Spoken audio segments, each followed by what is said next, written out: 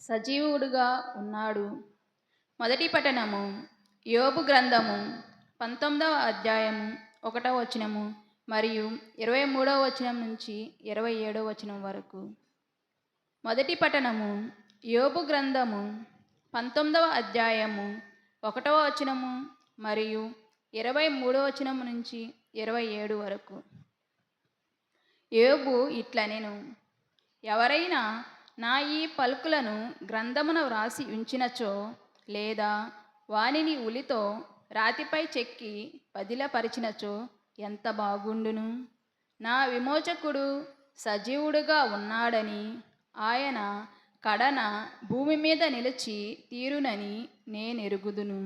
నా దేహము క్షీణించిపోయిన ఈ శరీరముతోనే నేను ప్రభువును దర్శింతును. నా నేత్రములు స్వయముగా ఆయనను చూచును. ఇది ప్రభువు వాక్కు. ఆయన రక్తము వలన మనము ఇప్పుడు దేవుని ఎదుట నీతిమంతులమైతమే. రెండవ పఠనము పునీత పౌలు గారు రోమా పౌరులకు రాసిన లేఖ 5వ అధ్యాయము 5వ వచనం నుంచి 11వ వచనం వరకు. రెండవ పఠనము పునీత పౌలు గారు రోమా పౌరులకు రాసిన లేఖ 5వ అధ్యాయము 5వ వచనం నుంచి 11వ వచనం వరకు. సహోదరులారా, ఈ నిరీక్షణ మనకు నిరాశను కలిగింపదు. ఏలైనా దేవుడు మనకొసగిన పవిత్రాత్మ ద్వారా తన ప్రేమతో మన హృదయములను నింపెను. మనము బలహీనముగా ఉన్నప్పుడే నిర్ణీతన కాలమున దైవహీనుల కొరకై క్రీస్తు మరణించెను. ఎందువలన నీతిమంతుని కొరకు కూడా ప్రాణములను ఇచ్చుట అంత సులభము కాదు. బహుశా సత్పురుషుని కొరకై ఒకడు తన ప్రాణములను ఇచ్చుటకై సిద్ధపరపుడనేమో. కానీ మనము పాపాత్ములమై ఉన్నప్పుడే క్రీస్తు మన కొరకు మరణించను కదా. ఇట్లు దేవుడు మనపై తనకు ఉన్న ప్రేమను చూపుచున్నాడు. ఆయన రక్తము వలన మనము ఇప్పుడు దేవుని ఎదుట నీతిమంతులమైతిమి. ఆయనచో దేవుని ఆగ్రహము నుండి ఆయన మనలను ఇంకను ఎంతగా రక్షించునో గదా. మనము శత్రువులుగా ఉన్నప్పుడే దేవుడు తన కుమారుని మరణము ద్వారా తనతో సమాధానపరుచుకొనెను.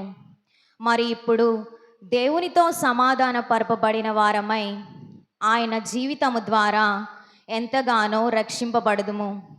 అంతేకాదు, ఇప్పుడు క్రీస్తు ద్వారా సమాధానం పొందిన మనము ఆ క్రీస్తు ద్వారా దేవునితో ఆనందింపుము. ఇది ప్రభు వాక్కు. ప్రభు మీతో ఉందరుగాక. పునీత యోహాను గారు రాసిన సువిశేషములోని భాగము.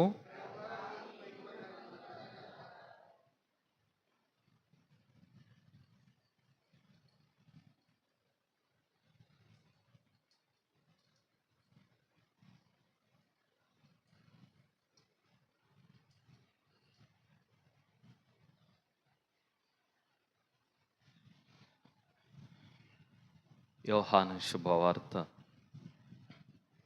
6వ అధ్యాయము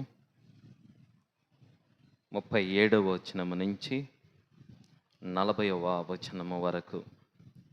యోహాను శుభవార్త 6వ అధ్యాయము 37వ వచనము నుంచి 40వ వచనము వరకు. నా తండ్రి నాకు వసగు ప్రతి వాడును నా యొద్దకు వచ్చును. వానిని నేను ఎన్నడును త్రోసివేయను. ఎలయనా నేను పరలోకం నుండి దిగి వచ్చినది నన్ను పంపిన వానిని చిత్తమును నెరవేర్చుటకే కాని నా ఇష్టానుసారము చేయుటకు కాదు. ఆయన నాకు వసగినది ఏదియు పోగొట్టుకొనక అంతిమ దినమున లేపుటయే నన్ను పంపిన వాని చిత్తము. కుమారుని చూచి విశ్వసించు ప్రతివాడు నిత్య జీవమును పొందుటయే నా తండ్రి చిత్తము.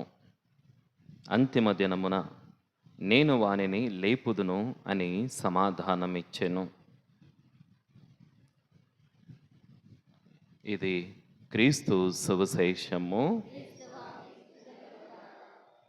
ఈరోజు మనం జరుపుకునేటటువంటిది సకల ఆత్మల స్మరణము, లేక మనం సమాధుల పండగ అని చెప్తూ ఉంటాం. చాలామందికి దీని యొక్క అంతరార్థం తెలియక ఏదో ఆలోచన చేస్తూ ఉంటారు. కానీ చాలా బలమైనటువంటి బైబిల్ గ్రంథ ఆధారాలతోనే గొప్ప గొప్ప వేద పండితులు ఈ అంశాలని ఏర్పాటు చేశారు. అవి తెలియక కొంతమంది సాధారణంగా ఏదో అలకోకగా తీసుకుంటూ ఉంటారు. పర్వాలేదు. అజ్ఞానము అనేది బైబిల్ గ్రంథంలో ఈరోజు మనం చదివిన మొదటి పట్టణంలో ఆ వాక్యాలను చెప్తూ ఉన్నాడు. అజ్ఞాని అనే మాట ఆ వాక్యాల్లో ఉంటుంది. దాని గురించి ఎక్కువ ఇప్పుడు మనం ప్రస్తావించకుండా అసలు క్రీస్తు ప్రభు మరణానికి, జీవానికి, నిత్య జీవానికి మధ్య ఆ వ్యత్యాసాలను మనం ఒకసారి అర్థం చేసుకోవడానికి ప్రయత్నం చేద్దాం. మరణం అనేది సృష్టిలో ప్రతి ప్రాణికి ఉంది. ఓకేనా? మరణం అనేది సృష్టిలో ప్రతి ప్రాణికి ఉంది. అది ఎందుకు వచ్చింది అనేది మీకు అందరికీ బైబిల్ గ్రంథ ఆధారంగానే తెలుసు. దాని నుంచి, ఆ మరణం నుంచి తిరిగి మరల మనిషి జీవంతో లేపబడటానికి అవకాశం మనిషికి ఎక్కడ ఇవ్వబడిందో కూడా మనకందరికీ తెలిసిన రహస్యమే. ఆదాము దగ్గర నుంచి క్రీస్తు ప్రభు దగ్గరికి మనం లింక్ ఉంటుంది. ఆదాము అవ్వల పాపం మూలంగా సర్వసృష్టి మరణానికి దారితీస్తూ ఉంది. క్రీస్తు పునరుత్థానముతో మానవ జీవము లేదా సకల ప్రాణుల జీవానికి మరలా పునరుత్థానానికి అవకాశం కల్పించబడద్ది. బైబిల్ గ్రంథంలో ఒక 3 అంశాలు, 3 చోట్ల క్రీస్తు ప్రభు మరణించిన వారిని జీవంతో లేపుతాడు. గుర్తున్నారా? 3 ఎవరో? బైబిల్ గ్రంథంలో మరణించినటువంటి 3 వ్యక్తులను జీవముతో, ఆ 3 వ్యక్తుల పేర్లు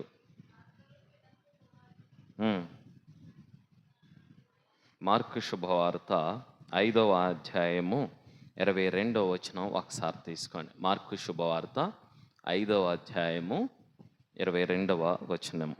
అట్లు ఆయన ఆ సరస్సు తీరమున ఉండగా ప్రార్థనా మందిరాధ్యక్షులలో ఒకడగు యాయీరు అనువాడు వచ్చి ప్రభువు పాదములపై పడి, ప్రభు, నా కుమార్తె మరణావస్థలో ఉన్నది, తాము వచ్చి ఆ బాలికపై తమ హస్తములుంచిన ఆమె స్వస్థత పొంది జీవింపగలదు. ఓకే, మీకు ఆ ఉపమానం, ఆ కథ, అక్కడ జరిగినటువంటి ఆ సంఘటన గుర్తొచ్చింది కదా? ప్రార్థనా మందిరాల అధ్యక్షులలో ఒకడు వచ్చి క్రీస్తు ప్రభు దగ్గరికి, నా కుమార్తె మరణావస్థలో ఉంది, నీవు వచ్చి నీ హస్తమును ఆమెపై ఉంచిన ఆమె జీవాన్ని పొందుతుంది, ఆమె ఆరోగ్యాన్ని పొందుతుంది అనేటటువంటి మాట అడుగుతాడు. ఆ కాసేపటికి వాళ్ళ ఇంటి దగ్గర నుంచి కొంతమంది వచ్చి, గురువా, నువ్వు ఆ బోధకుడిని ఇబ్బంది పెట్టమాక, నీ కుమార్తె ఆల్రెడీ చనిపోయింది అని చెప్తాడు. కానీ క్రీస్తు ప్రభు ఆమెను జీవంతో లేపుతాడు. ఓకేనా? యాయీరు ప్రార్థనా మందిరాక్షుడు అనే కుమార్తె జీవముతో లేపబడుతుంది. ఓకేనా? 2వది లూకా శుభవార్త 7వ అధ్యాయము 11వ వచనం ఒకసారి చదవండి. అటు పిమ్మట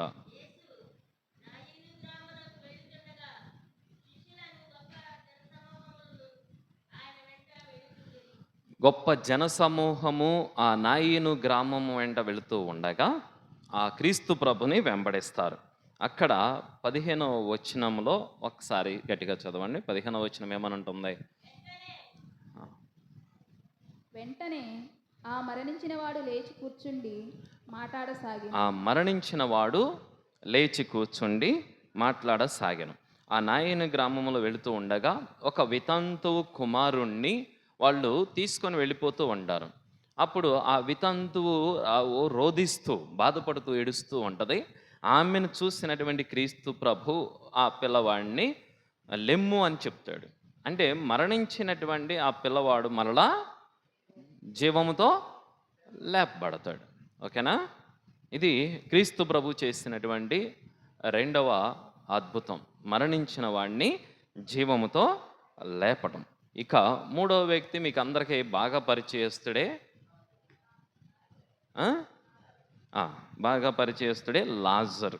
ఇక లాజర్ని 11వ అధ్యాయం 43వ వచనంలో క్రీస్తు ప్రభు పిలుస్తాడు. ఏమని? లాజరు, పిమ్మట యేసు బిగ్గరగా లాజరు వెలుపలకు రమ్ము అని అంటాడు. కానీ అప్పటికే లాజరు మరణించి 4 రోజులు అయిపోయింది. అంటే మరణించి 4వ రోజు అని అంటే మనిషి శరీరం మీద ఉండేటటువంటి ఏదైతే ఉందో శరీరము, దానిపైన ఉండే క్రిములు లేదా తోలు అన్నీ కూడా మురిగిపోయి దుర్గంధము అనగా దుర్వాసన వచ్చేటటువంటి ఆ పరిస్థితి ఉంటుంది. కానీ అలాంటి పరిస్థితుల్లో లాజరు సహోదరి అడుగుతుంది, అయ్యా ఆయన చనిపోయి అప్పటికే 4 రోజులు అయిపోయింది, దుర్గంధం వస్తుంది అని చెప్పి అడుగుతుంది. అయినా కానీ పర్వాలేదు, నువ్వు విశ్వసిస్తున్నావా ఆయన జీవంతో లేపబడతాడు అని చెప్పి అని అడిగి అక్కడ లాజరు వెలుపలకి రమ్ము అని అంటాడు. ఓకేనా? క్రీస్తు ప్రభు అక్కడ లాజరు సహోదరితోనేమో అంతిమ దిన పునరుత్థానాన్ని గురించి మాట్లాడతాడు. కానీ అక్కడ లాజర్నేమో జీవంతో లేపుతాడు. ఓకేనా? ఆ సహోదరితో అంతిమ దినమున పునరుత్థానాన్ని గురించి మాట్లాడతాడు క్రీస్తు ప్రభు. కానీ అక్కడ లాజర్ని జీవంతో లేపుతాడు. ఓకే, జాగ్రత్త గుర్తుపెట్టుకోండి. ఇది వీళ్ళందరూ పునరుత్థానం అయ్యారా? ఈ ముగ్గురు వ్యక్తులకు కూడా నేను మిమ్మల్ని అడుగుతున్నా ఒక ప్రశ్న, వీళ్ళు జీవంతో లేపబడ్డారా, పునరుత్థాన జీవంతో లేపబడ్డారా? ఓకేనా? వాళ్ళు ఆ శారీరకమైనటువంటి జీవితంలోకి మరలా పిలవబడ్డారు, అంతే. అర్థమైంది మీకు? ఈ ముగ్గురు కూడా మరణించినటువంటి ఈ ముగ్గురు కూడా మరలా వాళ్ళ బాహ్య జీవితము శారీరక జీవితంలోకి వెనక్కి పిలవబడ్డారు. అక్కడ వరకే అది జీవితం, అంతే తప్ప పునరుత్థానంలోకి వాళ్ళు పిలవబడలా. గుర్తుపెట్టుకోండి. ఎందుకు క్రీస్తు ప్రభు మరి ఈ ముగ్గురిని వెనక్కి పిలిచాడు, మిగిలిన వాళ్ళందరూ ఎందుకు పిలవలేదు అని అంటే,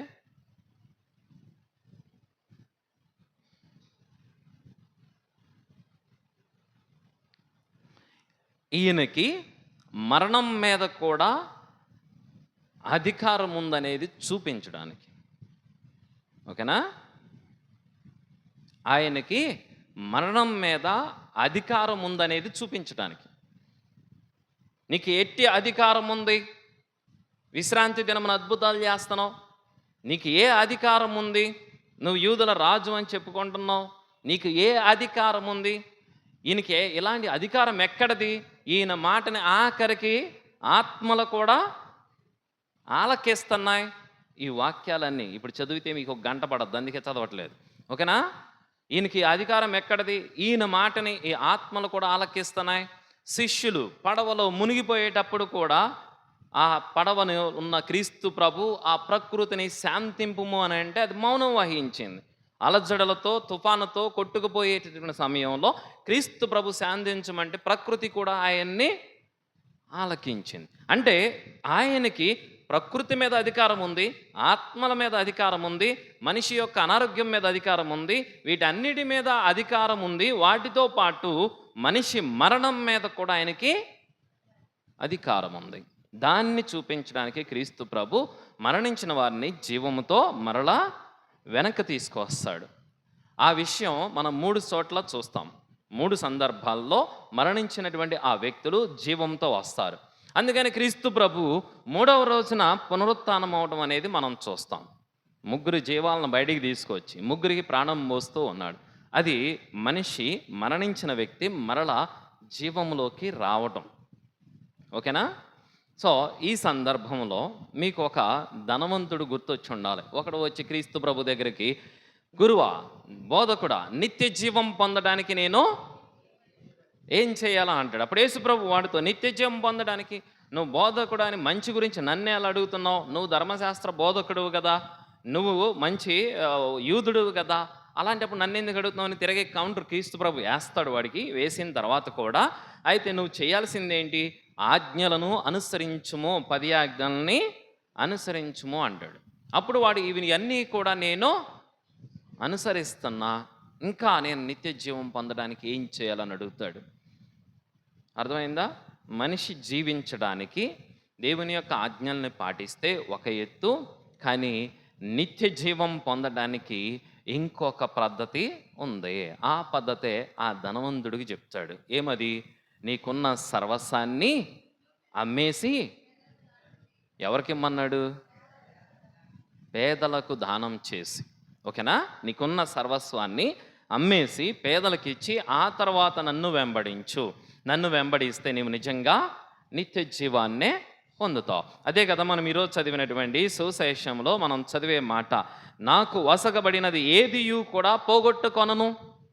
క్రీస్తు ప్రభు చెప్పేది, నాకు వసగబడేది ఏది? నాతో ఉండాలది. నాతో ఉండేదే నాకు వసగబడినది, నన్ను విడిచి వెళ్ళేది నాతో ఉన్నది కాదు. అంటే భగవంతుడు చెప్పే మాట, క్రీస్తు ప్రభు చెప్పే మాట, తండ్రి నాకు ఏదైతే వసగాడో ఆ వసగినది సర్వస్వాన్ని వదిలేసి నా దగ్గరకు వస్తుంది. ఈ ధనవంతుడు నిత్యజీవం పొందడానికి నేనేం చేయాలని అడిగాడు. నిత్యజీవం పొందడానికి ఏం చేయాలంటే వాడుకున్న సర్వస్వాన్ని అమ్మేసి పేదలకు దానం చేసి క్రీస్తు ప్రభుని వెంబడించాలి. వెంబడిస్తే వాడు నిత్యజీవాన్ని పొందుతాడు. కానీ ఆ వ్యక్తి మనస్సు నొచ్చుకొని అన్నీ అమ్మేసి ఈయన వెంబడిస్తే మరి నేనేం చేయాలనే ఉద్దేశంతో వాడు విడిచి వెళ్ళిపోతాడు క్రీస్తు ప్రభుని. అప్పుడే కదా క్రీస్తు ప్రభు ఏం చెప్తాడు? ఒంటే సూది బెద్దములు దూరిపోవట తేలిక ధనవంతుడి కంటే అని చెప్పి క్రీస్తు ప్రభు అక్కడ వాక్యాన్ని బోధిస్తూ ఉంటాడు. అందుకే ఇక్కడ క్రీస్తు ప్రభు చెప్పిన మాట, ఎవరైతే నన్ను అనుసరిస్తారో కదా, ఆ వాక్యం మరొకసారి చూసుకోండి. నాకు వసగబడినది ఏదియు పోగొట్టుకొనక అంతిమ దినమున వానిని లేపుటయే నన్ను పంపిన వాని యొక్క చిత్తము. మరణించిన వాళ్ళు అంతిమ దినమున ఎవరైతే దేవుని యొక్క ఆజ్ఞానుసారం దేవుని యొక్క మాట అనుసరించి జీవించడానికి ప్రయత్నం చేస్తాడో వాడు మాత్రమే నిత్య జీవాన్ని పొందుతాడు. వాడు మాత్రమే నిత్య జీవంలో లేపబడతాడు. మనం చదివినటువంటి ఆ 3 వ్యక్తులు, మరణించినటువంటి ఆ 3 వ్యక్తుల యొక్క ఆ మరణ జీవంతో పొందడం, ఆ జీవము కేవలం శారీరకమైనటువంటి లోకంలోకి రావడం మాత్రమే. అర్థమైందా? వాళ్ళేమి పునరుత్థానం అవ్వట్లా, వాళ్ళు కేవలం శారీరకమైనటువంటి జీవితంలోకి రావటమే అంతే. కానీ క్రీస్తు ప్రభుని ఎవరైతే వెంబడిస్తారో, క్రీస్తు ప్రభుని యొక్క మాటను ఎవరైతే ఆలకిస్తారో వాళ్ళు నిత్య జీవాన్ని పొందుతారు. అదే మనం చదివినటువంటిది. కుమారుని చూచి 40వ వచనం ఒకసారి చదవండి. యోహాను శుభవార్త 6వ అధ్యాయం 40వ వచనము. కుమారుని చూచి విశ్వసించు ప్రతివాడు నిత్య జీవనం పొందుటయే నా తండ్రి చిత్తము. కుమారుని చూచి, క్రీస్తు ప్రభుని చూచి ఎవరైతే విశ్వసిస్తాడో వాడు నిజంగా నిత్య జీవాన్ని పొందుతాడు. నిత్య జీవము అది. అంటే ఇక్కడ మనం జీవముతో వచ్చినటువంటి వ్యక్తులకి, మరణాన్ని జయించి వచ్చినటువంటి వ్యక్తులకి మధ్య వ్యత్యాసం చూస్తాం. అది ఎక్కడ ఉంది? ఒకసారి మనం మత్తయి శుభవార్త 27వ అధ్యాయము 52, 53 వచనాలు చూడండి. ఒకవేళ మీరు సమాధుల్లోకి వెళ్ళేటప్పుడు ఆ చనిపోయిన వ్యక్తిని కానీ మీరు తీసుకుని వెళ్ళేటప్పుడు, లేదా సమాధిలో పెట్టిన తర్వాత 3వ రోజున మీరు అక్కడికి వెళ్ళి ఏం చేస్తారు? పలహారం పెట్టుకుంటారు కదా. మీరు ఆ పలహారం పెట్టేటప్పుడు గబక్కన సమాధి తెరవబడి ఆ సమాధిలో నుంచి ఒకవేళ మీ తాత బయటకు వచ్చి ఓయ్ మనవడా బాగున్నావేరా అన్నాడు అనుకో, ఏంటి మీ పరిస్థితి అప్పుడు?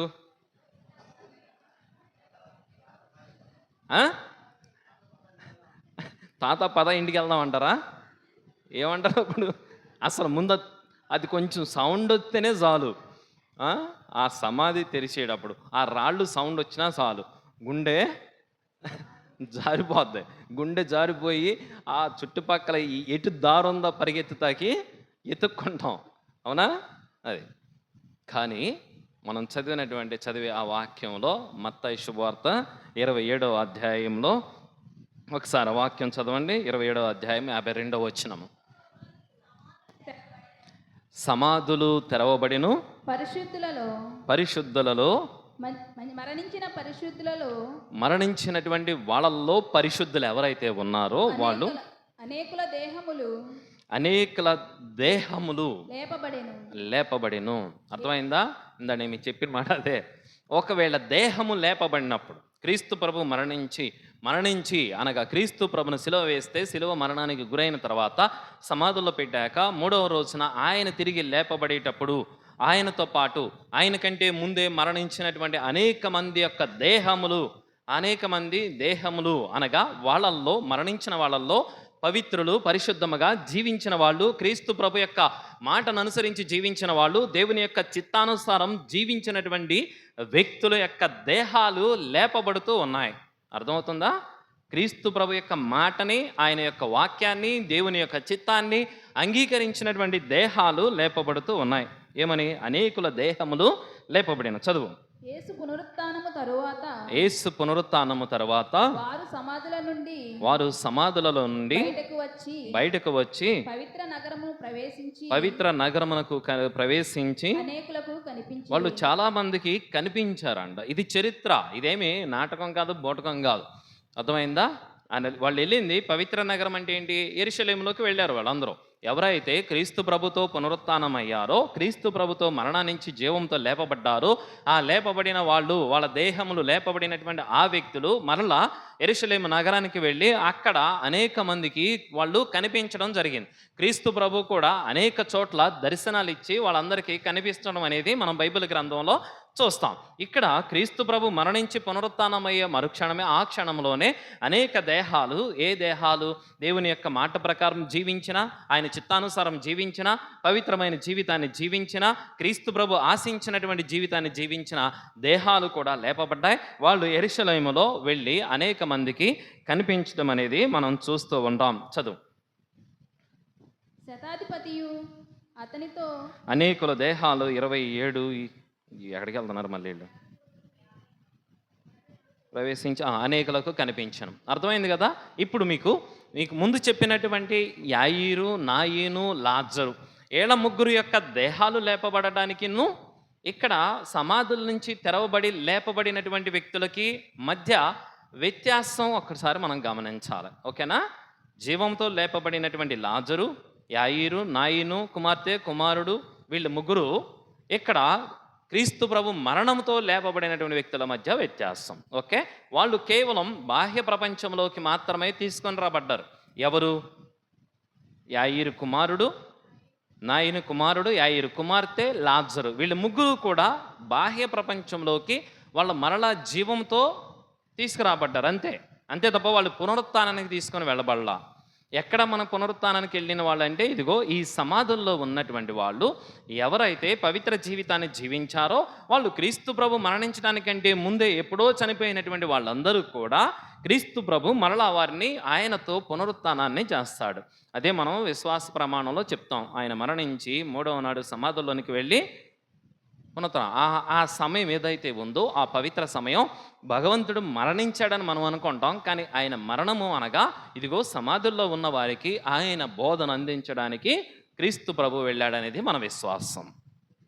ఆయన వాక్యాన్ని, ఆయన స్వరాన్ని అనేక మంది ఆలకిస్తారు అనేది మనం చదివే సారాంశం బైబిల్ గ్రంథంలో. అందుకనే కదా క్రీస్తు ప్రభు అంటాడు, నా గొర్రెలు నా స్వరమును ఆలకించును అని. ఏ గొర్రెలైతే అనగా ఏ వ్యక్తులైతే ఆయన స్వరాన్ని ఆలకిస్తారో వాళ్ళు నిత్య జీవానికి లేపబడతారు.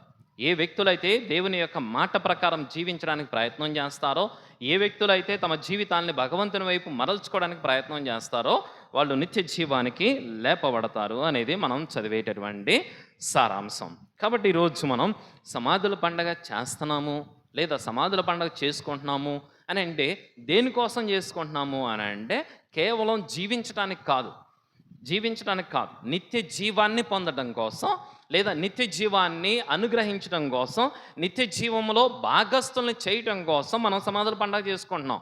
ఎందుకనంటే ఒకటి ఈ యాయీరు కుమార్తె నాయను కుమారుడు లాజరులాగా మనం కూడా జీవించాలి. జీవించేది ఎలా ఉండాలంటే, ఆ ధనవంతుడు వచ్చాడు చూసారా, వచ్చి భగవంతుడిని అడుగుతాడు, నేను నిత్య జీవం పొందడానికి కనుక నువ్వు దేవుని యొక్క ఆజ్ఞలను అనుసరించు, జీవిస్తావు ఈ లోకంలో, మంచిగా జీవించడానికి కావలసినటువంటి అనుగ్రహం అందించబడద్ది. కానీ అంతటితోనే జీవితం అయిపోలా, నేను ఇంకా ఏం చేయాలని వాడు నిజంగానే అడిగాడు. కావాల్సిన ఏదైతే కావాలని కోరుకుంటున్నాడో అది అడిగాడు, కానీ దాన్ని పొందటం కోసం ఏం చేయాలో దాన్ని మాత్రం చేయలేకపోతున్నాడు. అందుకని అక్కడ క్రీస్తు ప్రభు అన్నీ వదిలేసి నన్ను వెంబడించు, ఇదిగో ఈ సమాధుల్లో నుంచి లేపబడినటువంటి వ్యక్తులతో పాటు నిన్ను నేను కూడా తీసుకొని వెళ్తాను. అందుకే కదా సమస్తము వదిలిపెట్టి, సమస్తాన్ని విడిచిపెట్టి నీ చిత్తమే నెరవేరునుగాక అని చెప్పినటువంటి మహాత్మురాలు ఆ స్త్రీ ఏమయ్యింది?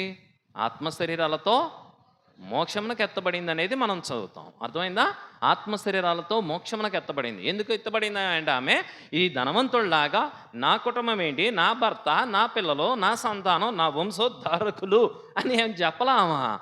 నా వంశోద్ధారకులు అని అంటే సర్వసృష్టి సంతోషంగా ఉండటమే ఆమె యొక్క ముఖ్య ఉద్దేశం. అందుకనే తన కుమారుణ్ణి, తనకున్నటువంటి ఆ ఒకే ఒక్క జీవితాన్ని భగవంతుని కోసం నీ చిత్తమే నెరవేరునుగాక అని చెప్పి భగవంతునికి ఆమె అర్పించింది. అందుకనే ఆమె ఆత్మ శరీరాలతో మోక్షమునకు ఎత్తబడింది. అదేవిధంగా మనం ఈ మత్తయి శుభవార్త 27, 52, 53 వచనాల్లో మనం చదివేటటువంటి సారాంశం కూడా అదే. ఏ వ్యక్తులైతే దేవుని యొక్క చిత్తానుసారం జీవిస్తారో వాళ్ళు మరణాన్ని జయించి ఉత్థానమై దేవుని యొక్క సన్నిధికి ఆత్మ శరీరాలతో కొనుపోబడతారు. దానికి నిదర్శనమే అది అక్కడ మనం చదివేటటువంటి అంశం. వాళ్ళు అనేక మందికి యెరూషలేములో వాళ్ళు కనిపించారనేది కూడా మనం అక్కడ గ్రంథంలో రాయబడినట్లు మనం చూస్తూ ఉన్నాం. క్రీస్తు ప్రభుతో ఉత్థానమైనటువంటి ఈ వ్యక్తులు మంచి వ్యక్తులు, మంచి జీవితాన్ని జీవించినటువంటి వ్యక్తులు, వాళ్ళు పునరుత్థానమయ్యారు అనేది. మరి మరణించిన మిగిలిన వాళ్ళ సంగతి ఏంటి?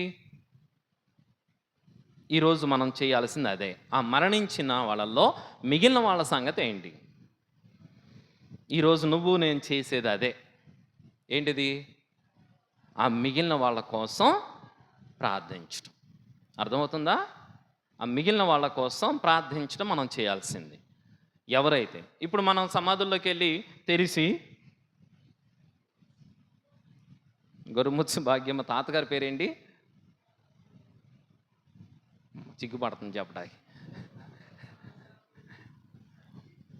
సమాధి తెరిచి ఉన్నావా అని అడిగిద్దా? చూడగలదా? అసలు సమాధి తెరవడానికి ప్రభుత్వం నీకు పర్మిషన్ ఇస్తుందా? ఇవ్వదు. ఓకేనా? అందుకనే మనం సమాధులు తెరిచి చూడలేం. సమాధుల్లో ఉన్న వాళ్ళని కూడా మనము చూడగలిగే దివ్యశక్తి కూడా మనలో లేదు.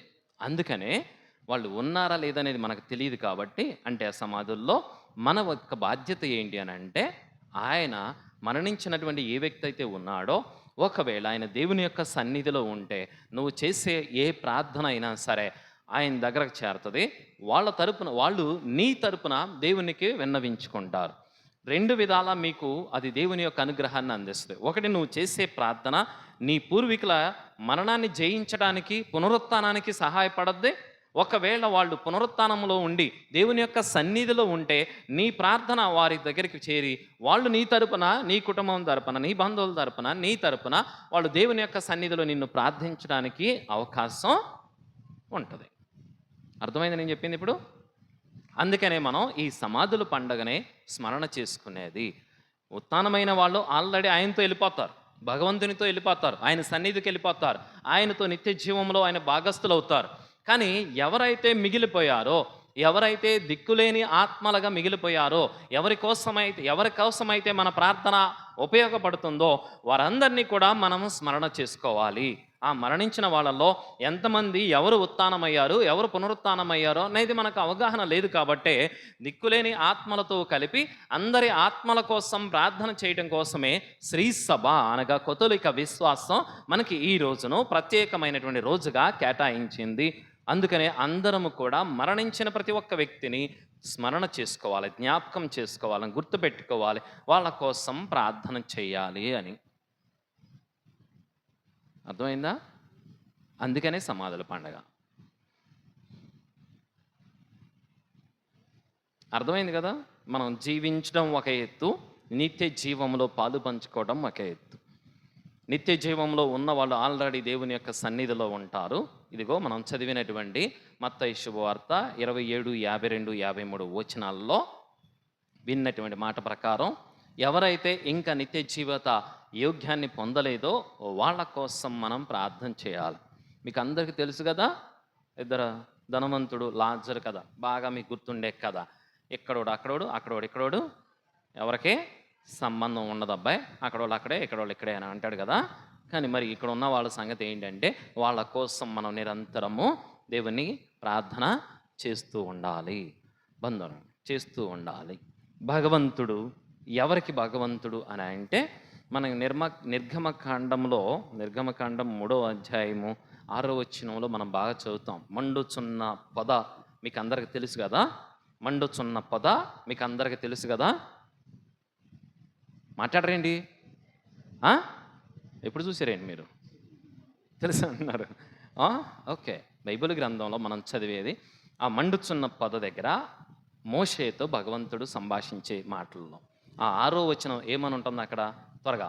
నేను మీ తండ్రి దేవుడను, నేను నీ తండ్రి దేవుడను, అబ్రహాము దేవుడను, ఇస్సాకు దేవుడను, యాకోబు దేవుడను. అర్థమైందా? అంటే నేను నీ తండ్రి దేవుడిని, ఇస్సాకు, యాకోబు, అబ్రహాము దేవుడిని. అంటే వాళ్ళు అప్పటికే మోషేకి వాళ్ళకి మధ్య దాదాపు 725 సంవత్సరాల కాలం ఉంది. ఓకేనా?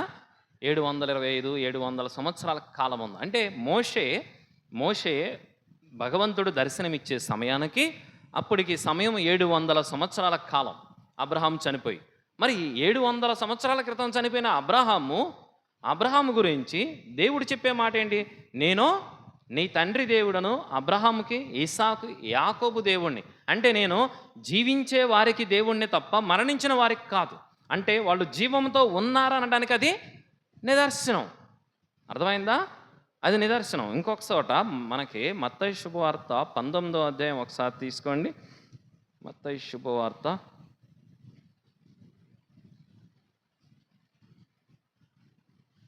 17వ అధ్యాయంలో క్రీస్తు ప్రభు దివ్య రూపధారణ జరిగినప్పుడు పేతురు ఎవరినో చూసి ఏదో అడుగుతాడు. ఏంటది? పేతురు 4వ వచనం ఒకసారి చదవండి.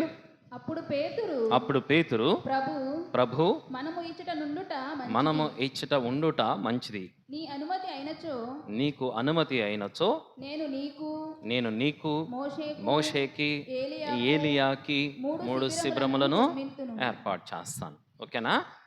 అక్కడ యెహోవా దేవుడు మోషేతో చెప్పాడు, నేను అబ్రహాము, ఇస్సాకు, యాకోబులకు దేవుణ్ణి అని చెప్పి. ఇక్కడికి వచ్చేసరికి పేతురుతో సంభాషిస్తున్నటువంటి ఈ వ్యక్తులు కూడా ఏలియా, మోషే. అంటే అది ఒక 700, ఇదో ఒక 700-800 సంవత్సరాల కాలం ఉంటుంది. అయితే ఈ సమయంలో మోషే యేసు ప్రభుతో మాట్లాడడానికి వచ్చాడు. అక్కడేమో యెహోవా దేవుడు మోషేతో సంభాషిస్తున్నాడు. నీ పూర్వీకులకు నేను దేవుడను అని చెప్పి అక్కడ మోషేకి భగవంతుడు చెప్తూ ఉన్నాడు. ఆ మోషేను, ఏలియా క్రీస్తు ప్రభుతో మాట్లాడడానికి ఇక్కడికి వచ్చారు. ఇక్కడ పేతురు చూస్తూ ఉన్నాడు. ఓకేనా? పేతురు తన కనులారా మోషేని, ఏలియాని క్రీస్తు ప్రభుతో సంభాషించడాన్ని చూస్తున్నాడు. అందుకని ఆయన చెప్పే మాట ఇదిగో, నీకును ఏలియా, మోషేలకి నేను 3 శిబిరాలను నిర్మిస్తా. ఎందుకు అంత ఆతృత అంటే మరణించి ఎప్పుడో 100 సంవత్సరాల క్రితం మరణించిన ఆ 2 వ్యక్తులు తిరిగి రావటం. మా పూర్వీకులేమో మోషే ధర్మశాస్త్రం అని చెప్పుకుంటా ఉంటారు. ఆ ధర్మశాస్త్రాన్ని ఇచ్చిన వాడే నాకు ఎదురుగా ఉన్నాడు. మరి ఎంత ఆనందం వస్తుంది? సమాధులు తెరవబడి మీ తాతోళ్ళు బయటకు వస్తే మీకు ఎంత ఆనందం వస్తుంది? వస్తుందా? మామూలుగా ఉండదు, పరుగులు తీస్తారు. ఓకేనా? కొన్ని విధాలుగా అయితే సచ్చినోడు మళ్ళీ వచ్చాడు వెనక్కే, బతుకున్నంతాలు నన్ను శోధించాడు. ఒకవేళ మీ అత్త వెనక్కి వచ్చింది అనుకో, మీ పరిస్థితి ఏంటి? అలాంటి పరిస్థితి మనది. కానీ భగవంతునిది అదిగా. అక్కడ పేతురులో ఆనందం కనబడుతుంది. మా పూర్వీకులు మాకు మోషే ధర్మశాస్త్రం అని పెద్ద గ్రంథము, మేము ఆ గ్రంథాన్ని అనుసరిస్తూ వస్తున్నాం. ఆయనే నాకు ఎదురుగా ప్రత్యక్షమైనప్పుడు అన్న ఆనందంలో మైమరిచిపోయి తన్మయం ఉంది. ఆయన క్రీస్తు ప్రభుతో చెప్పే మాట, ప్రభు నీకు ఇష్టమైతే అర్థమైందా? మీకు అనుమతి అయితే ఇక్కడ 3 శిబిరాలను నిర్మిస్తా. 3 శిబిరాలను నిర్మించి ఒకవేళ క్రీస్తు ప్రభు అంగీకరించే పేతురు ఏం చేసేవాడు తెలుసా? మొత్తం ఊళ్ళోకి వెళ్ళి అందరిని పిలుచుకొచ్చేవాడు. మోషే ఖచ్చితంగా పిలిచేవాడు, అందులో డౌట్ లేదు. అంత ఆనందం ఆయనలో ఉంటుంది క్రీస్తు ప్రభుని చూసినప్పుడు, లేదా ఆయన తేజస్సును చూసినప్పుడు, ఆయన వెలుగును చూసినప్పుడు పేతురులో అంతటి తన్మయం పొందుతాడు పేతురు. అందుకే మనం బైబిల్ గ్రంథంలో ఏ శిష్యుడు స్పందించినా స్పందించబోయినా పేతురు మాత్రం వెంటనే క్రీస్తు ప్రభుకి స్పందిస్తూ ఉంటాడు. ఏదేమైనా కానీ మరణించిన మోషే, ఏలియాలు క్రీస్తు ప్రభుతో మాట్లాడడం అక్కడ పేతురు చూస్తూ ఉన్నాడు. అనగా ఆయన మృతులకు దేవుడు కాదు, సజీవులకు దేవుడు. అనగా జీవమున్నవాడు, జీవమునిచ్చేవాడు, జీవము కలిగిన వాడు. కాబట్టే క్రీస్తు ప్రభును అక్కడ చూస్తూ ఉన్నాడు. అందుకనే మనం క్రీస్తు ప్రభుని ఈరోజు మనం మరణించిన ప్రతి ఒక్క వ్యక్తి పునరుత్థానం కోసం ప్రార్థన చేస్తూ ఉంటాం. మరణించిన వాళ్ళందరూ కూడా మంచి వాళ్ళైతేనేమో దేవుని యొక్క సన్నిధిలో ఉంటారు, లేదు అనంటే వాళ్ళు నిత్య నరకాగ్నిలో ఉంటారు. ఎవరి కోసమైతే మన ప్రార్థన సహాయపడద్దో, ఎవరికైతే మన ప్రార్థన కావాలో వారి కోసం మనం ప్రార్థిస్తాం. ఎందుకనంటే జీవము కలిగిన వాడు, జీవమునిచ్చేవాడు, నిత్య జీవము కలిగిన భగవంతుడు వారికి కూడా జీవాన్ని ప్రసాదించాలని ప్రార్థన చేయడానికి. ఓకేనా? గుర్తుపెట్టుకోండి, మనము ఈ లోకంలో జీవించడం ఒక ఎత్తు, ఆ జీవితాన్ని దాటి నిత్య జీవంలో ప్రవేశించడం ఇంకొక ఎత్తు. దానిలోకి మనం ప్రవేశిస్తున్నామా లేదా అనేది మనం గమనించుకోవాలి. నిత్య జీవం పొందటం అనేది మనకి యోహాను శుభవార్తలోనే 4వ అధ్యాయంలో సమరయ స్త్రీ క్రీస్తు ప్రభుని దాహము గురించి అడుగుతూ ఉన్నప్పుడు ఆయన ఒక మాట చెప్తాడు ఆమెతో. అది గుర్తుందా మీకు? 4వ అధ్యాయము 14-15 వచనాల్లో ఆమె, నేను మరొక్క మారు దాహము కొనకుండా ఉండుటకు, ఓకేనా, నాకు ఈ నీటిని ఇవ్వమని అడిగితే ఆయన చెప్పే మాట, ఈ నీటిని త్రాగువాడు మరలా దప్పిక కొంటాడేమో, కానీ నేను ఇచ్చు నీటిని త్రాగువాడు ఎన్నడూను దప్పిక కొనడు. నేను ఇచ్చు నీరు వాని యందు నిత్య జీవమునకై ఊరెడి నీటి బొగ్గ వలె ఉంటుందని చెప్పి క్రీస్తు ప్రభు చెప్తున్నాడు. అర్థమైందా? నిత్య జీవాన్ని అనగా ఊరుతూ ఉన్నటువంటి నీటి బొగ్గలాగా ఆ నిత్య జీవం అనేది మనలో తప్పిస్తూ ఉంటుంది. కాబట్టి ఈ విషయాలని మనం గుర్తుపెట్టుకోండి. మధ్యాహ్నం మీకు ఈ మరో కొన్ని విషయాలు, ఈ ప్రసంగాన్ని ఇంకా మీకు అందాల్సినటువంటి సందేశాన్ని కొనసాగిస్తాను. కాబట్టి నిత్య జీవం పొందడానికి, మరణించిన మనం నిత్య జీవంలో పాలు పంచుకోవడానికి ఏ విధంగా ఉండాలి? జీవం కలిగిన వాడు కాబట్టే మనకి నిత్య జీవాన్ని ప్రసాదిస్తాడు. ఆ నిత్య జీవంలో ప్రవేశించడానికి మనం ప్రయత్నం చేయాలి. మనం ప్రయత్నం చేస్తూనే మన పూర్వీకులను కూడా ఆ నిత్య జీవంలో భాగస్థులను చేయడానికి మనం నిరంతరం ప్రార్థన చేయాలి. ఓకేనా? కేవలం చనిపోయినటువంటి అత్తామామల ఫోటోలు అక్కడ పెట్టుకొని గుర్తొచ్చినప్పుడల్లా ఈ సచ్చింది నన్ను బతుకున్నంతకాలం వేధించింది అని అలా తిట్టుకోకుండా, అర్థమైందా? వాళ్ళని తిట్టుకోమాకండి. మరణించిన వాళ్ళు దేవదూతలతో సమానం. మీకు చాలా వరకు నేను చెప్తూ ఉంటాను, సిలువ మీద మరణించినటువంటి ఎవరు? యేసుప్రభుకి కుడి పక్కన ఉన్నటువంటి వాడు. అర్థమైందా? వాడు ఏమని అడుగుతాడు? నీ రాజ్యంలో నన్ను గుర్తుపెట్టుకో అన్నాడు. వాడు అడిగింది ఆ చివరి క్షణంలో. కనీసం వాడికి ఒక 30 సంవత్సరాలు వేసుకుందామా? వాడు వయసు మినిమం 30 సంవత్సరాలు. 30 సంవత్సరాల్లో వాడు ఎన్ని దరిద్ర పనులు చేసి ఉండొచ్చు? మరి ఒక్క మాటతో వాడి పాపాలన్నీ ఎట్టగడిగేస్తాడైనా? ఒక్క మాటతో 30 సంవత్సరాల వయసు ఉన్నవాడు ఒక్క మాటతో నేడే నువ్వు నా రాజ్యంలో ఉంటావని చెప్పి ఎట్ట తీసుకెళ్ళిపోతాడు ఆయన? మీ అత్త మామలు కూడా అంతే.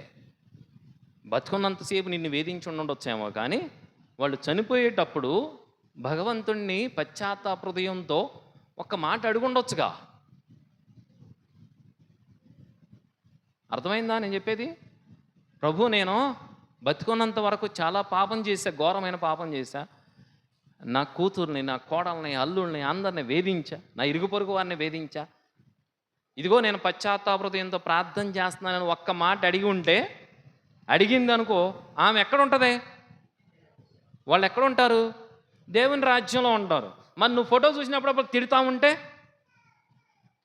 ఏం జరిగిద్ది? జాగ్రత్త. అందుకే జాగ్రత్త. చచ్చిపోయిన వాళ్ళ గురించి ఎప్పుడు కూడా చెడు మాట్లాడకూడదని అంటారు. దానికే బతుకున్నప్పుడు ఎన్నైనా మాట్లాడుకుంటాం మనం, అసలు నోరు ఆగదనుకో. కానీ చనిపోయినాక వాళ్ళ గురించి ఒక్క మాట కూడా తప్పు మాట్లాడకూడదు. దానికి కారణం ఏంటంటే, మరణించిన వాళ్ళు దేవుని యొక్క సన్నిధిలో ఉంటే అది నీకు దీవెనకరముగా మారద్ది. అందుకే పెద్దవాళ్ళు, మరణించిన వాళ్ళు ఫోటో చూస్తే 2 చేతులు ఎత్తి దండం పెట్టి ఒక్కసారి వాళ్ళని గుర్తు చేసుకో. అంతే తప్ప మనసులోంచి ద్వేషం, కోపం, ఉద్రేకం లేదా వాళ్ళ మీద కక్ష సాధింపు అనే ప్రయత్నాలు ఎప్పుడు చేయమాకండి. అదే నిజంగా మనల్ని దేవుని యొక్క అనుగ్రహాలకి పాత్రలు చేస్తుంది. అలాంటి జీవితం అలవరుచుకోవడానికి ప్రయత్నం చేద్దాం. అందరం లేచిన